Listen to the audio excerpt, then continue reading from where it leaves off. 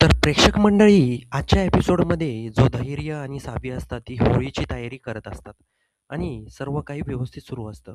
पण दह्याच्या डोक्यामध्ये खूप राग गेलेला असतो. इकडं बाहेर जी इरा आणि धैर्य असतात दोघं मिळून होळी करत असतात.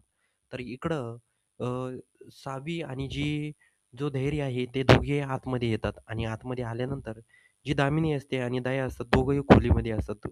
खोली आतून लॉक असते. तर दामिनी त्याच्यासमोर दयासमोर पेपर ठेवते प्रॉपर्टीचे आणि बोलते, "हे घे दया, पूर्ण प्रॉपर्टी तुझी आहे आणि तुलाच राहू दे ही प्रॉपर्टी आणि पण प्लीज तू ह्या गोष्टी करू नको. माझं सत्य समोर आणू नको." अशी विनंती दामिनी करत असते. त्यानंतर दया खूप खुश होतो आणि तो मोठ्या-मोठ्याने रडायला लागतो.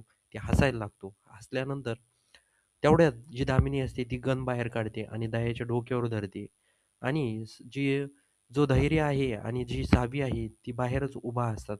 त्यांना थोडा आरडण्याचा आवाज येतो त्यामुळे ते पळत येतात त्यांच्या खोलीपाशी.